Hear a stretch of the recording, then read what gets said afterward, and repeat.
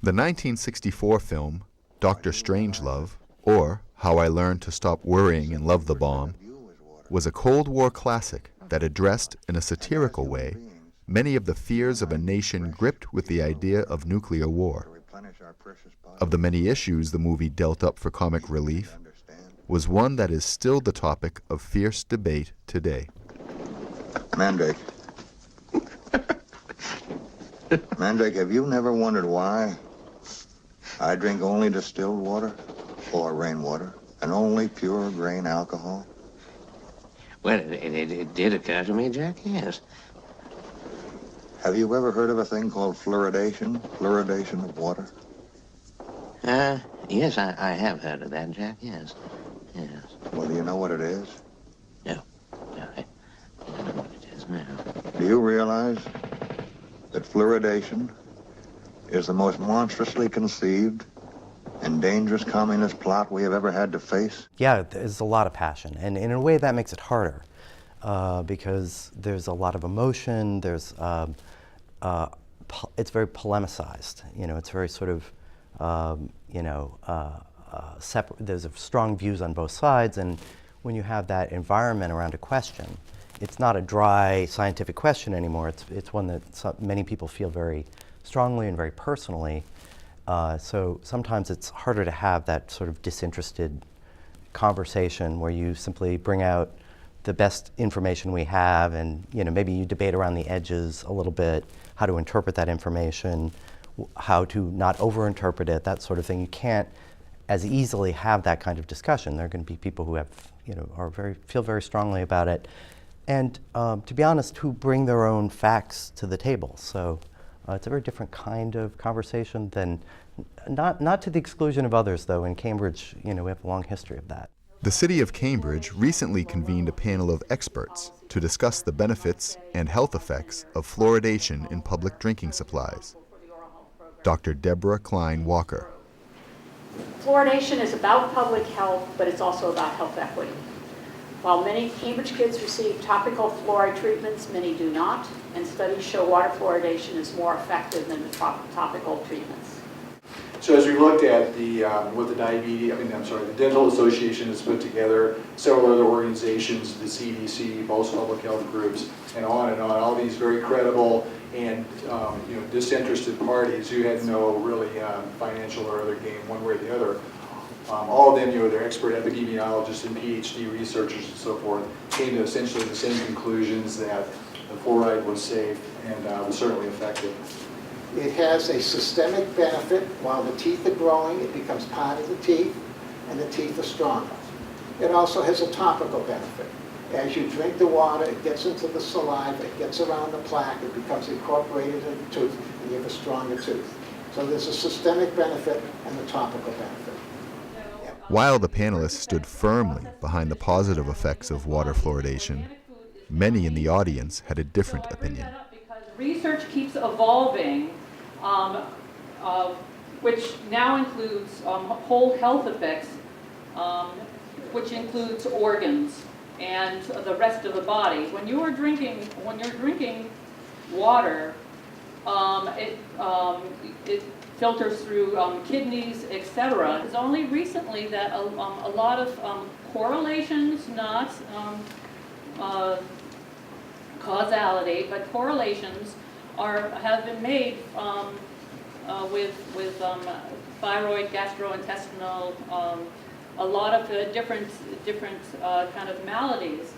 Telling me that this stuff it's deathly poison, and we're talking about how many parts per billion or million we can dilute it so it's not deathly poison. It's not like something that you have to get a big overdose of it for it to be toxic. If you splash a little bit of fluoride on yourself, you need medical treatment. And I mean, if the people on the panel want to drink scrapings from fertilizer plant chimneys or put it on your teeth, you can do that, but it's immoral to put it in everybody's public drinking water. I've been reading a lot. As Sam mentioned, there's a lot of studies out there, a lot of them pointing to the harms of fluoride. At the end of the day, I think we can agree that the experts disagree. We are essentially being forced to consume a prescription strength drug without our knowledge or consent or choice. It's just shocking to me. You said, you started off by saying the experts disagree. I don't know which experts you're talking about. I think when you talk about individuals, there are a variety of different studies. There are over 250,000 studies done in the United States a year. 250,000 studies. Some of them well controlled, some are not well controlled. I said earlier that the U.S. Community Preventive Services Task Force in 2013 looked at a variety of studies. And based on those studies, and these are the experts, they said it's safe and effective.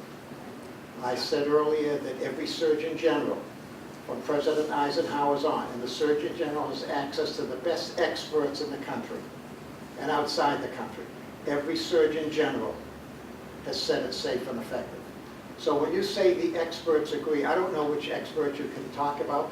When there are 250,000 studies, there's going to be someone who does a study that may not have good controls, maybe with high fluoride communities, maybe in poor rural communities where they don't control extraneous variables that affect a variety of aspects of health. There are going to be studies like that.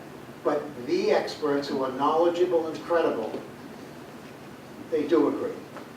It's a tough one because it's not a black and white thing. There are debates where the preponderance of evidence really heavily lies on one side of the question. And there are debates where it's either very little information is available and therefore, your sort of prejudgment and your leaning, it becomes more important. So there's a real sliding scale. I think on one extreme you might say is the global warming debate. That's kind of an extreme where it might seem, at least to people in Cambridge, to be not appropriate to have a debate and give equal weight and equal stage to both sides of that question. On the other hand, there are complex questions we've addressed around things like whether to spray for West Nile virus. And that, frankly, there's a lot of gaps in the information, and it's a more of an equal weighted debate. I would say in the fluoridation case, we do have, as I think I mentioned in the introduction, over 7,000 studies. I mean, this is extraordinary amount of information.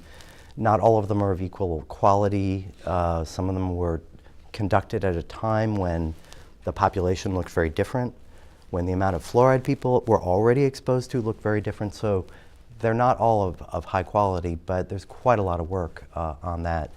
And as a result, the leading public health organizations in the United States and outside the US and in the world have very strong views in favor of the appropriate level of fluoridation and the amount of avoided dental disease and the other health consequences that come from dental disease, that's not a big debate within the public health community.